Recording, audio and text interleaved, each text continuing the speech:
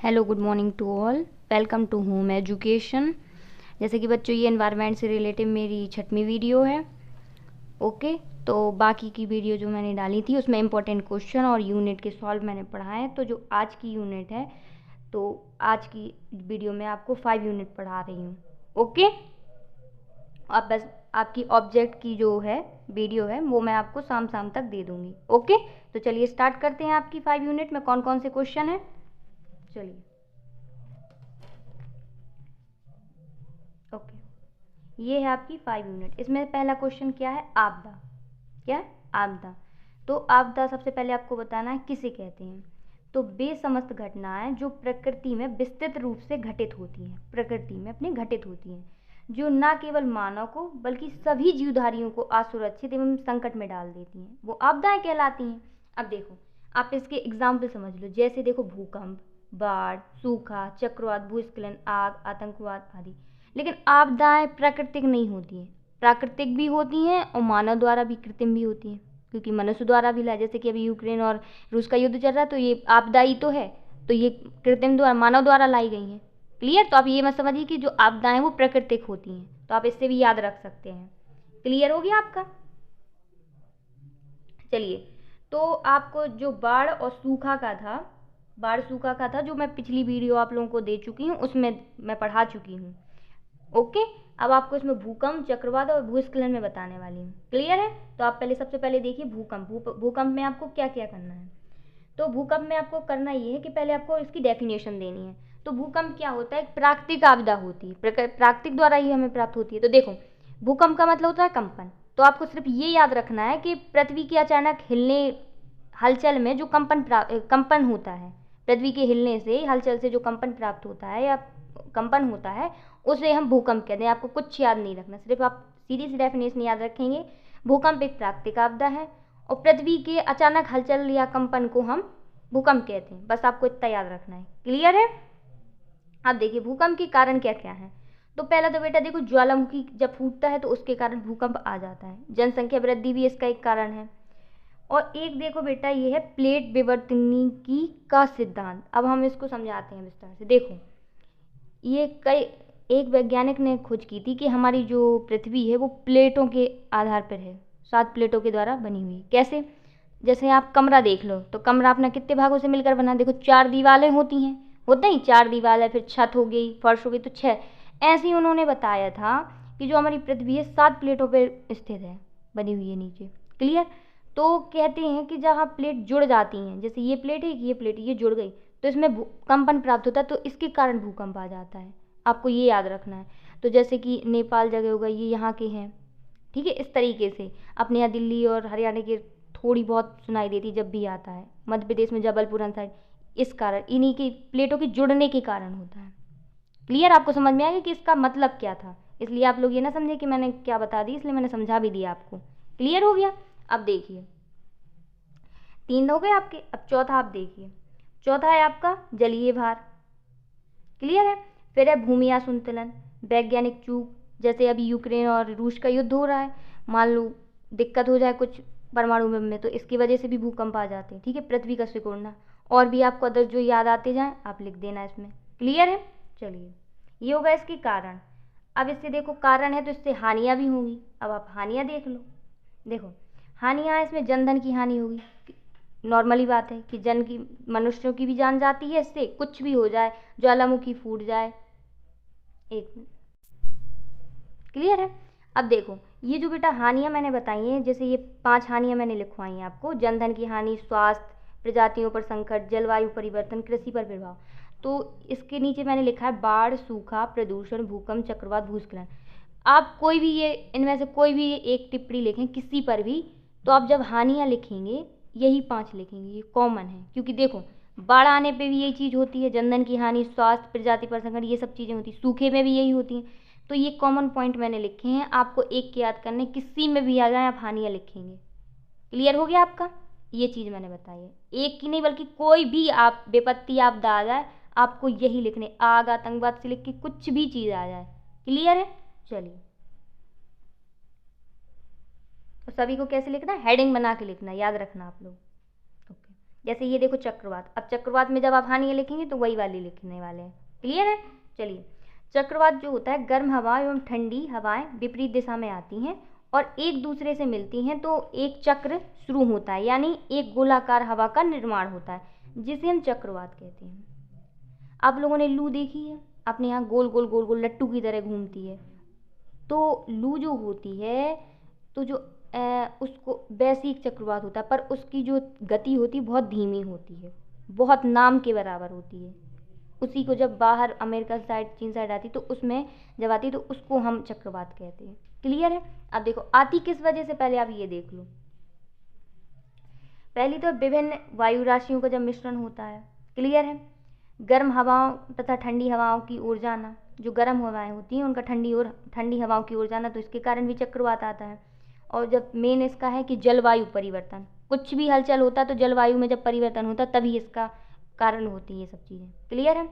फिर एक कम दाब वाले क्षेत्रों में हवाओं का आना, भौगोलिक क्षेत्र, जैसे अब देखो टॉर्नेडो जो यूएसए में है और टाइफून चीन सागर मतलब चीन में है। मैंने आपको बताया था अपने इंडिया को जब हवाएं जो चलती हैं गर्मियों के टाइम पे उसे लू कहते हैं। क्लियर है? तो ऐसे क्लियर है?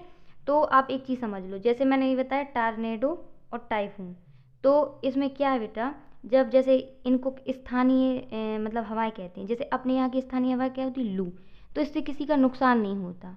कैसे? नाम मात्र की, क्योंकि इनकी जो गति होती है, क्या होता है, इनकी जो गति होती है बहुत धीमी होती है। ओके, तो जो लू होती है वो स्थानीय होती है, उसमें ज़्यादा किसी का नुकसान नहीं होता। लेकिन जो ये जब टॉर्नेडो टाइफून आती हैं तो ये वर्ल्ड फेमस है, क्योंकि जब ये आती हैं तो इससे हजारों जनधन की हानि होती है, पता नहीं चलता कि पेड़ पौधे कहाँ जा रहे हैं, क्योंकि इनकी जो स्पीड होती है वो 350 किलोमीटर प्रति घंटा होती है, लगभग इस स्पीड से रहता है। तो इसमें बहुत ही ज़्यादा हानि होती है। ये यूएसए चीन सागर में लगभग बाहर साइड आते हैं, ठीक है, और ये फेमस हैं तो इसलिए ये पता चल जाते हैं, लेकिन और जगह की फेमस नहीं है तो पता नहीं। लेकिन ये चीज़ें जो चक्रवात हैं ये दोनों मतलब ज़्यादा फेमस है, तो मैंने आपको बता दी है। और भी आपको कोई फेमस मिल जाए तो आप लोग भौगोलिक क्षेत्र में लिख सकते हैं। क्लियर है?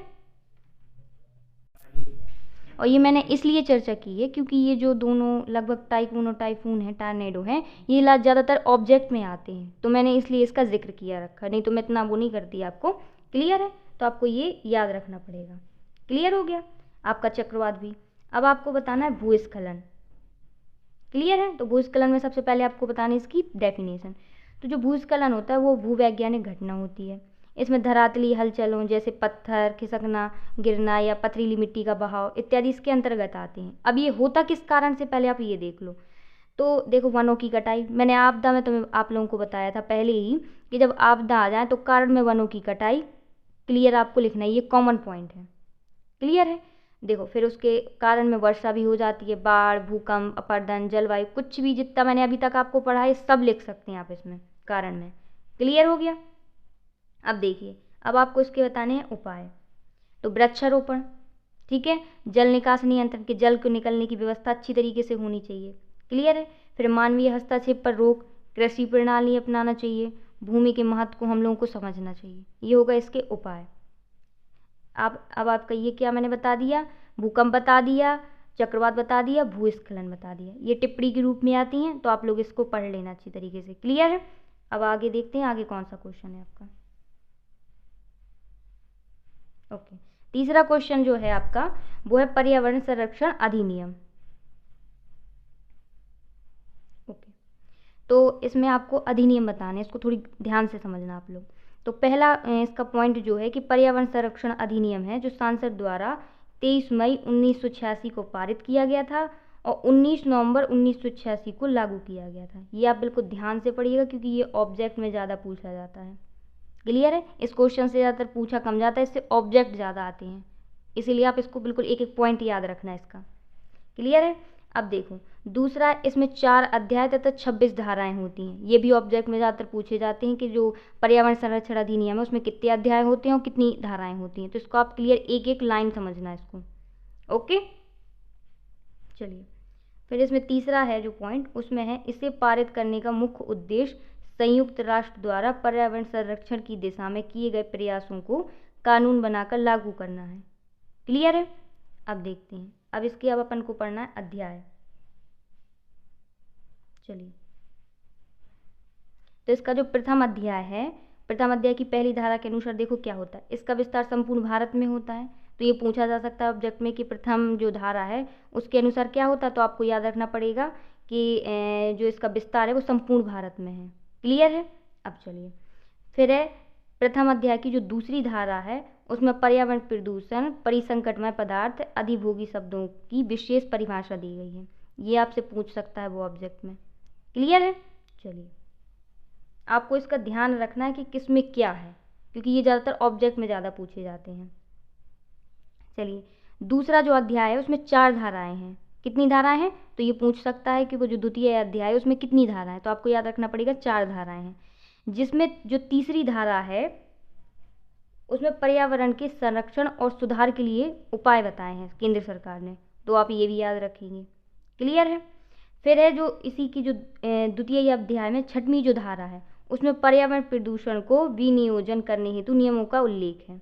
तो आप तीसरे में बताएंगे कि पर्यावरण संरक्षण व सुधार के लिए उपाय बताए गए हैं, और छठवीं जो धारा है उसमें पर्यावरण प्रदूषण को विनियोजन करने का नियम बताया गया है। तो आप याद रखेंगे इसमें भी क्या है, क्योंकि मैंने आपको पहले बताया ये ऑब्जेक्ट में ज़्यादा पूछा जाता है ये क्वेश्चन। क्लियर है। चलिए, तीसरा जो पॉइंट है आपका उसमें बोलता है कि तृतीय अध्याय में पर्यावरण प्रदूषण नियंत्रण से संबंधित क्या है, 11 धाराएं हैं। ओके, 7 से 17 है, मतलब अर्थात इसमें 11 धाराएं हैं। धारा नंबर 5 है जो उसमें उपलब्धियों या उल्लंघन करने पर दंड संबंधित है। अब जब कोई बात होगी उसका नियम होगा, जब उल्लंघन किया जाएगा तो उससे संबंधित दंड भी दिया जाएगा, क्योंकि राष्ट्रीय कार्य है। तो ये किस धारा में है, तो आप लोग याद रखें 11 नंबर तृतीय अध्याय में 11 धाराएं हैं। तो उसमें जो 5वीं धारा है उसमें ये नियम है। तो आप ये भी याद रखेंगे। आपको ये धाराएं अच्छे से याद रखनी पड़ेंगी। क्लियर है। अब आगे देखते हैं। लास्ट है आपका इसमें अध्याय 4 से में 18 से 26 तक, अर्थात कुल 9 धाराएं हैं। अध्याय 4 में आपकी क्या है, 9 धाराएं हैं। तो कानून इसमें, जिसमें कि कानून का वर्णन है, इसमें संरक्षण, अपराधों का संज्ञान, प्रतियोजन है। आपको इसमें ये पूछा जाएगा कि जो अध्याय 4 है उसमें 9 धाराएं हैं, उसमें क्या है, तो उसमें बताना पड़ेगा इसमें संरक्षण, अपराधों का प्रतियोजन है। ये शक्ति बनाने का नियम है। बस आपको इतना याद रखना पड़ेगा इसमें। क्लियर है। चलिए, अब आपको इसी से रिलेटिव एक थोड़ी सा और लिखना पड़ेगा कि जो पर्यावरण संरक्षण अधिनियम है इससे अच्छाई क्या क्या है। क्लियर है। तो वो तो नियम हुई, अब इससे अच्छाई क्या आप लोगों को हासिल होने वाली हैं। तो पहला देखो, जो प्रदूषण है उसको रोकने के लिए अधिनियम का उल्लंघन करने पर सख्त दंड दिया जाएगा। ये आपके लिए एक अच्छी बात हो गई।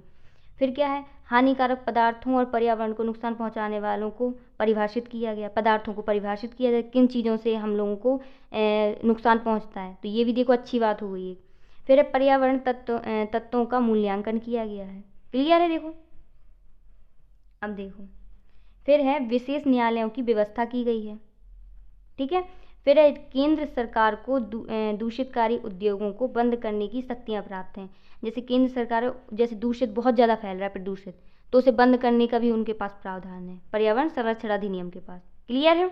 अब देखो, छठवां है कि इस अधिनियम में व्यक्तियों और कंपनियों के साथ साथ जो सरकारी विभाग हैं उनको भी इस अधिनियम के दायरे में लाया गया है। ये भी एक अच्छी बात है। अब देखो, एक पॉइंट आपको यहाँ दिख रहा होगा, इस अधिनियम में समयानुसार परिवर्तन करने की व्यवस्था की गई है।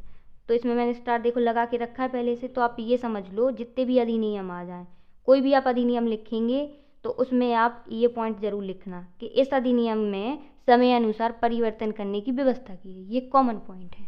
कब, जब आप अधिनियम लिखेंगे या नियम लिखेंगे। क्लियर हो गया। चलिए, ओके। तो अगला आपको यहीं से याद रखना है कि जैसे ये अधिनियम है तो आपको ये 4 पॉइंट और याद रखने पड़ेंगे। वन्य जीव संरक्षण, वायु संरक्षण, जीव संरक्षण, जल संरक्षण। ये आपको मैंने याद हो पिछले वीडियो में भी आपको बताई थी। ये आपको थोड़ा थोड़ा पढ़ लेना है, क्योंकि ये थोड़ी बहुत आ जाते हैं क्वेश्चन इसके बारे में। ओके, तो आपको इसका संरक्षण किस तरीके से रखना है, जैसे मैंने बताया था प्रदूषण में क्या होता है, और संरक्षण अपन लोग किस तरीके से करते हैं। क्लियर हो गया। इसलिए मैंने ये क्वेश्चन दोहराया नहीं, सिर्फ इसका क्वेश्चन लिखा कि आपको याद रहे कि आपको ये भी पढ़ना है इस लेसन में। चलिए, नेक्स्ट क्वेश्चन जो है आपका वो क्या है, सूचना प्रौद्योगिकी। सूचना मतलब संदेश, प्रौद्योगिकी मतलब तकनीक। देखो, वर्तमान समय में वाणिज्य और व्यापार का अभिन्न अंग बन गई है। संचार क्रांति के फलस्वरूप अब दूर संचार को भी सूचना प्रौद्योगिकी का एक प्रमुख घटक माना जाने लगा है। क्लियर? इसे सूचना या संचार प्रौद्योगिकी भी कहा जाता है। ओके, देखो, ओके, तो आप सूचना प्रौद्योगिकी को अपनी लोकल भाषा में समझो। देखो, सूचना प्रौद्योगिकी का मतलब आप ये रख लें, सूचना का आदान प्रदान। कैसे? अब देखो, जैसे मोदी जी कुछ ऐलान कर रहे, जैसे आवास योजना का ही मान लो, तो अपन को डायरेक्ट उनने वहाँ ऐलान किया, अपन लोगों को पता चल गया। किसके द्वारा? नेट के द्वारा। पहले क्या चलती थी? देखो, पत्र, तो पता चला, वहाँ ऐलान हुआ, 2-4 महीने बाद आया। अगर किसी ने जागरूक इंसान व्यक्ति है तो उसने पढ़ा, तो गांव तक जानकारी पहुंच गई, वरना पता चला कि उनकी योजना का टाइम ही निकल गया, तो इससे अपन लोग को फायदा नहीं होता था। अब सूचना प्रौद्योगिकी से क्या होता है? अपन लोग को फौरन पता चल जाता है। तो ये है इसका मतलब। क्लियर हो गया? चलिए, अब आपको सूचना प्रौद्योगिकी के महत्व पढ़ने के, महत्व क्या क्या है इसके। चलिए, तो इसका पहला महत्व जो है, सूचना प्रौद्योगिकी अर्थव्यवस्था का क्या होती है? आधार होती है। मैं आपको सूचना प्रौद्योगिकी के बहुत सारे महत्व बताने वाली हूँ, क्योंकि आप समझते जाइए, बस मैंने खुद ये बनाए हैं, आप समझ लें। ठीक है? ये देखिए, सूचना प्रौद्योगिकी से देश का सशक्तिकरण होता है। ठीक है? अब आप एक और समझो, गरीब जनता को सूचना प्रौद्योगिकी से उनकी गरीबी का उन्मूलन किया जा सकता है। ओके, तो ये देखिए, मैंने आपको महत्व बता रही हूँ, आप समझते जाइए। देखो, फिर है, इस तकनीक का प्रयोग करके प्रशासन और शासक सरकार की जो नीतियाँ हैं, योजना है, नीति निर्धारण आदि बातों का हमें पता चल सकता है। कैसे? मैंने आपको बताया, सूचना का मतलब सूचना का आदान प्रदान होता है। जब पत्र के द्वारा होता तो पता चलता, पता नहीं 6 महीने बीत गए, 1 साल। अब डायरेक्ट वहाँ से सरकार ने कोई नीति बनाई, योजना डाली, डायरेक्ट अपन लोगों को पता चल जाती है, अपन लोग फ़ौरन अपने मोबाइल में देख लेते हैं। तो सूचना प्रौद्योगिकी का मतलब हमें इससे लाभ क्या क्या होते हैं। अब देखो, अपन लोगों को जो परेशानी है, डायरेक्ट अपन लोग सरकार से बात कर सकते हैं, किसी और से। ये है आप इसका मतलब। अब आप इससे सोच के आप क्या क्या लिख सकते हैं, वो मैं आपको एक एक बताती जा रही हूँ। क्लियर है? चलिए, सेकंड है, सूचना प्रौद्योगिकी से रोजगार की जानकारी, स्वास्थ्य सूचकांक और बेरोजगारी के पैमानों का पता चलता है। देखो, अगर सूचना पर नेट में चढ़ जाते कि ये इतने लोगों को रोजगार प्राप्त है, इतने लोग बेरोजगार घूम रहे, तो सरकार उनके लिए वैकेंसी निकालती है। होता है ऐसा। अगर सूचना प्रौद्योगिकी ना होता तो इतना संभव नहीं था। क्लियर है? अब देखो, नेक्स्ट क्या है, इस तकनीक से देश की जनता की बात और सरकार की नीतियों में तालमेल बनता। मैंने वही आपको समझाया कि अगर सरकार जो चीज़ डालती है, फिर हम उन तक अपनी बात पहुंचाते हैं, तो इससे क्या होता है? तालमेल बढ़ता है। अब देखो, फिर इससे सरकार के कामों में पारदर्शिता आती है। मतलब सीधा हम लोग को पता चलता है कि इसमें क्या, जैसे कि कोई आवास योजना में उसमें क्या क्या लगना है, तो अपन लोग को डायरेक्ट, जब अपन लोग अपन खुद देखते हैं, तो अपन लोग को हर चीज़ की जानकारी प्राप्त, उसे हम लोग कहेंगे पारदर्शिता। क्लियर हो गई?